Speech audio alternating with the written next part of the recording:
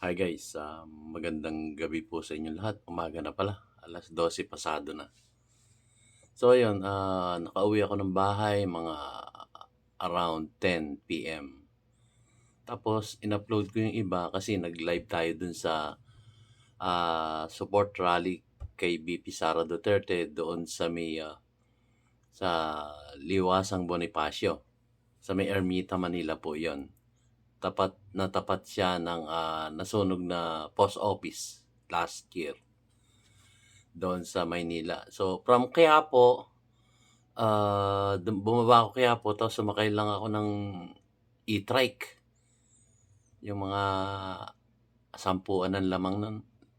Tapos binaba ako dun sa tapat mismo ng Liwasang Bonifacio. So, from Quiapo, walking distance lang. Kaya lang, tatawid ka ng bridge from Quiapo. Tapos pag tawid mo ng bridge, naroon na yung Liwasang Bonifacio. So, alam ko na. Pagka mayroong event na Liwasang Bonifacio, alam ko na. Pag sinabing Quirino Grandstand, alam ko na rin.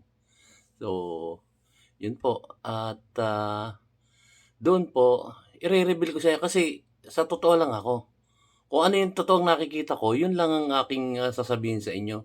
Hindi ako nagpapaka-plastic dito. Hindi po ako kumbaga, nagpapa-impress doon sa ating mga viewers kahit nakokonti tayo at yung iba talagang daan-libo na, mga ganon. Pero ang payo ko lang po dun sa ating mga kapatid na vloggers, wag po natin lolokohin ng ating mamamayang Pilipino. Kasi ako naroon ako eh. Tapos sasabihin natin overwhelming ang tao doon. Eh ako po ay nagpapakatotoo. Ang tot eh, kaya po ayoko nung plastic. Huwag natin lokohin ng taong bayan. Kagaya nga ni yung nag-organize, sabi nga niya, kayo po kaibigan siya ni VP Sara Duterte ayon sa kanya. So naroon ako, nagba-vlog din ako. So wag nating pong lokohin yung ating taong bayan kahit na tayo'y maka-Duterte, sabihin natin yung totoo. Wag nating ibabalita yung overwhelming ang nagpunta ron. Ako po ay maka-Duterte, maka-Rodrigo Roa Duterte po ako simula't simula pa nung bago ko siya ihalal o iboto bilang isang presidente nung 2016.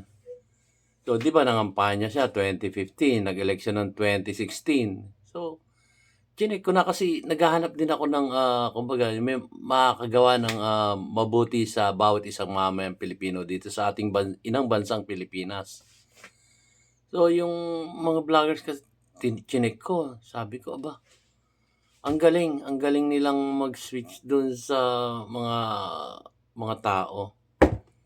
Ako po'y nalulungkot, wag po sana nating hindi po ako naninira sa ating mga kapatid na vloggers, pero wag naman po sanang gano'n na para lang maiangat yung ating mga napupusuang nasa gobyerno, isi-switch natin. Wag po, niloloko natin ang taong bayan sabihin niyo overwhelming.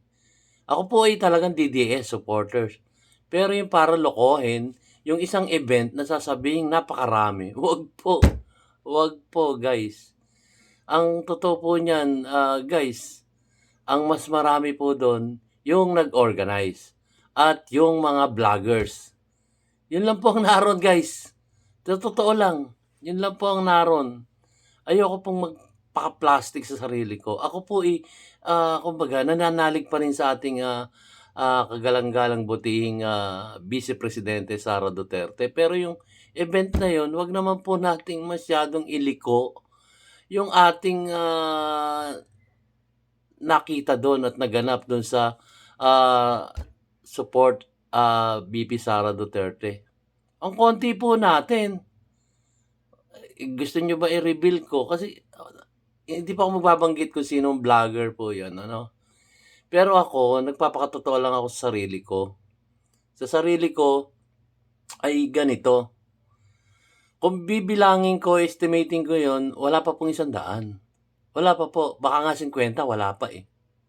So, yung mga nag-organize yung nasa itaas sa tabi ng estatwa ni Andres Bonifacio, more or less yung mga nasa sabihin na nating, nasa 20, 'yan, hanggang 25. Sabihin na natin i-ano na natin 25 na natin. Yun yung mga sama-samang, organizer dun. So, nakausap ko rin yung iba.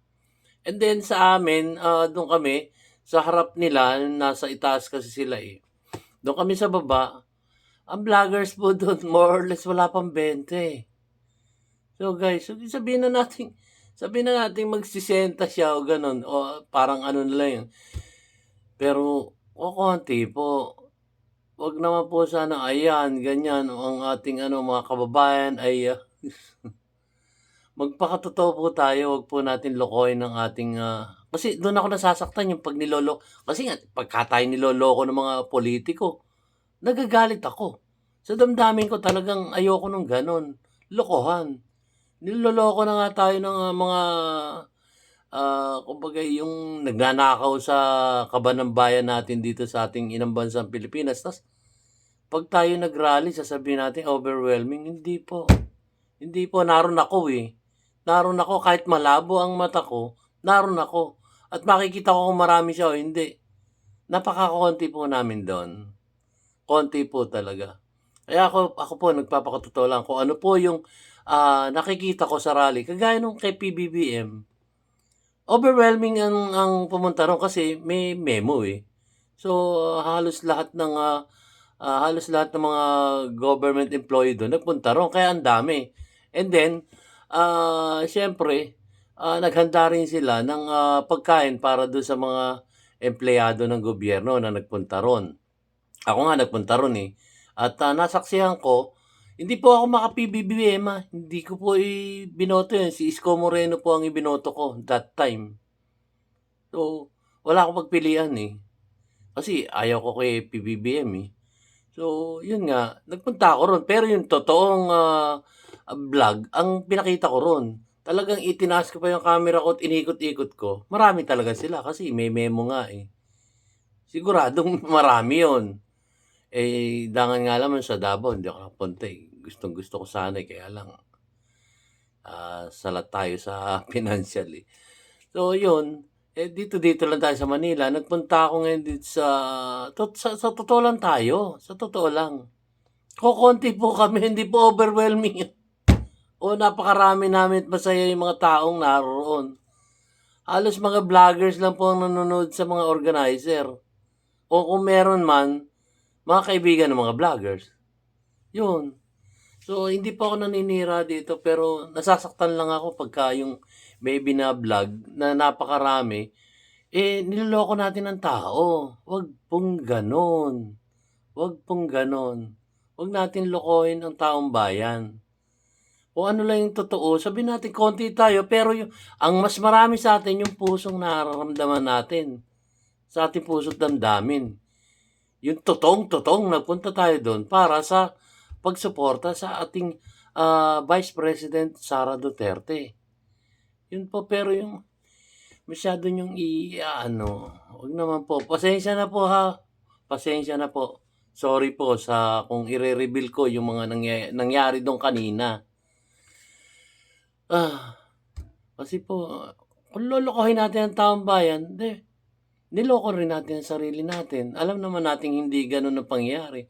Tapos sasabihin natin, buti pa nga si sir yung nag-organize talaga, eh, yung kaibigan, ni,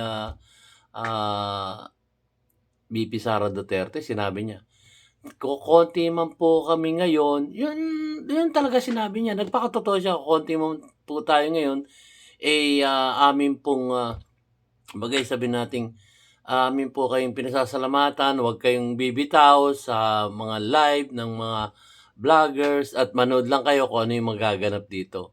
Sinabi nga niya, milyong-milyon kayong alam naming nanonood dito sa live ng mga vloggers. Eh, sana wag nating exaggerate o eh, hindi ako makapagsalita kasi sorry po, dun sa mga vloggers na nagbabalita ng ano, Hindi po ako maka-Bongbong Marcos, inuulit ko po.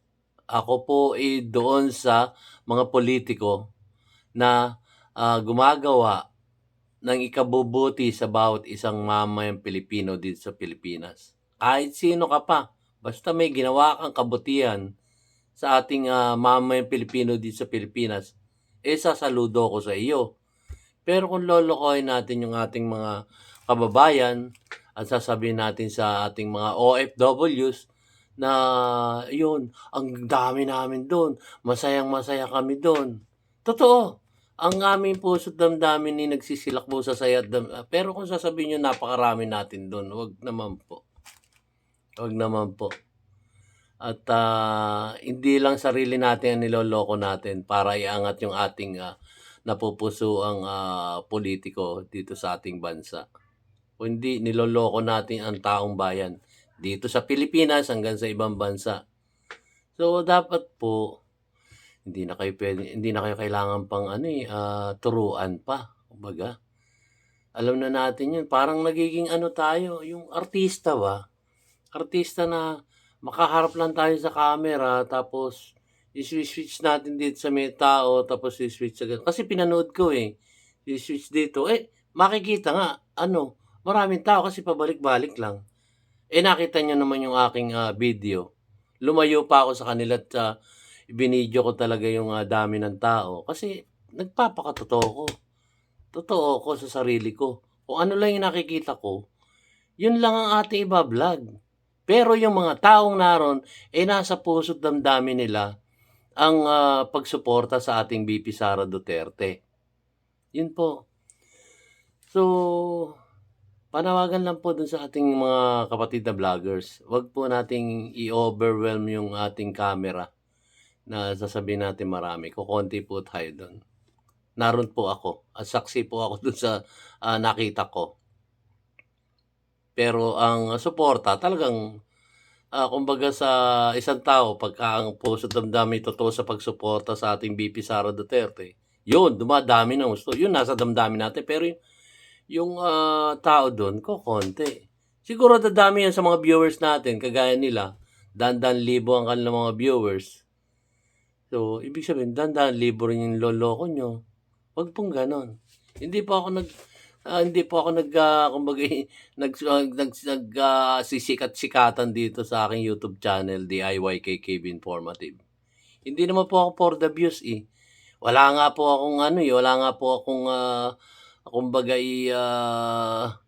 commercial, at kumikita rito, Demonetize po ako, noon pa. Pero hindi ako tumigil ng pagba-vlog at nagpapakatotoo dito sa aking YouTube channel, DIY KKB Informative. Yun po. Ay naku, ngayon ko napapatunayan guys na ano, meron palang mga vloggers na ano, for the views lang. Para lang, hindi siyempre nag-vlog tayo para kumita tayo dito sa YouTube channel. Sa YouTube na ating, inaano lalo na sa Facebook. Kasi sa Facebook mas marami community dun, pero hindi ako pumupunta sa Facebook kasi nalalasuan ako sa Facebook. Ayoko po sa Facebook, personal ko na 'yun sa Facebook. Pero yung mga ibang vlogger siyempre connected diyan from Facebook to YouTube. Alam ko may magagalit sa'kin mga vloggers diyan, pero ang sa'kin po kasi ganito ako, papakatotoo lang ako, Kagaya ng ibinlog ko kay PBBM, marami talaga sila, may pagkain pa ro'n. Yung pagkain na yun siyempre sigurado yun, ang ginastos do'n, pera ng taong bayan din yun. Pero at least nakakain sila. Ako nga nakakahingi nga ako ng isang sandwich, hotdog pa yun, tapos isang, maliit na botelya ng, mineral water. May pagkain pa rin, hindi ako pumila. Ayun nga, yung sinasabi ko sa inyo, Tapos meron pa silang pa-raffle do'n. Pa-raffle na digibox yata yan kasi magiging digital age na raw tayo. Yun nga. Kaya ako po'y nalulungkot. Ayoko pong pakialaman pero hindi maatim ng aking, puso't damdamin yung mga naririnig ko sa kanila, yung style ng kanilang pagba-vlog, ino-overwhelm yung kanilang, nakita komo ba tayo supporter ni, VP Sara Duterte. i-a-upgrade na natin yung nangyayari. Ililihis na natin sa katotohanan. Kung yung nga nag-organize, nagpapaumanhin eh. Doon sa, halimbawa, nagbablog kami, nagpapaumanhin siya, pinararating sa atin na, kumbaga, naiintindihan ko kung hindi kayo nakarating dito. So, doon pa lang sa statement niyang yun, kokonti kami. Naiintindihan namin na kayo hindi nakarating dito, hindi nakadalo dito. Pero, stay put lang kayo dyan sa inyong mga cellphone at manood kayo kung ano magaganap dito sa support rally kay VP Sara Duterte. Doon pa lang makikita nyo, mararamdaman nyo na yung organizer na konti kami doon. Pero, totoo kaming lahat doon na nagpunta ron na sumusuporta kay VP Sara Duterte. Yun lang. Nalulungkot ako. Pinanood ko kasi yung iba't ibang mga vlogs nila. Hindi naman po lahat. Pero, ang iba po kasi for the views lang. Ramdam na ramdam ko talaga. Ramdam na ramdam ko. For the views lang talaga. Pasensya na po ha kung inireveal ko tong pagkakataon na to. Kasi hindi po ako for the views eh. Manood kahit hindi, okay lang sa akin. Di ba? At ako'y, gaya nga na sinasabi ko, hindi ko na kailangang, ma-monetize. Kaya lang, baka magalit, halimbawa, pinamonetize uli ako ni YouTube. Siyempre, kailangan mo talagang, siyempre, platform niya yung ginagamit mo. Kailangan mo meron kang commercial. Dahil, kumbaga, ginagamit mo yung bahay ko tapos hindi ka magpapamonetize. Baka tanggalin ka rin ni YouTube nun. So, yun lang. Okay lang ma-monetize kayo. Okay lang na may commercial. Pero, ipamalita natin kung ano yung totoo. Hanga ako doon sa organizer talaga. Nakalimutan ko yung pangalan eh. Nakuha ko yung number niya eh. Saludo po ako sa inyo, sir. At saka doon sa babae niyang katabi. Hindi ko kasi kilala yung mga yun eh. Hanga ako sa kanila kasi nagpapakatotoo sila. Kung ano yung nangyari, kung ano yung nagaganap, sinasabi nila. Ulitin ko uli. Nagpaumanin siya na hindi tayo nakarating doon sa rally na yon. So meaning to say, maiisip nyo na lang, kokonti ito. Talaga naman kokonti kami. Estimate ko nga, more or less 50 kami. Including doon sa kasama organizer, tsaka kasama ng organizer, tsaka yung mga vloggers. So, pag magbablog, para ako nagsisermon yan. Kasi ayoko po nung ganon. Kaplastikan po yun. Bakit mo sasabihin na napakarami tayo doon? Hindi man overwhelming sinabi niya, pero napakarami namin dito. Marami kami dito. Siyempre, tama nga naman siya. 2 or more marami yun, di ba? Yung 1, kokonti. Yung 2 or more, marami. Pero hindi po i-rally yun eh. Rally support kay VP Sara Duterte. Kaya sabihin natin, konti talaga tayo. Konti talaga tayo. Ako'y nananalig sa anak ng ating ang anak ng ating Pangulong Rodrigo Roa Duterte. Pero kung lolokohin naman natin ng taong bayan sa tunay na nagaganap, magagalit yun. Sigurado magagalit yun. Parang ang mangyayari, parang siniraan mo rin na rin yung sinusuportahan mo. Kasi nagsinungaling ka eh. So, yun po, guys. Medyo mahaba na yung aking at ako'y baka uminom na naman ng medisina sa puso ko. Kaya, nakakalungkot po. So, panawagan lang po sa aking mga kapatid na vloggers.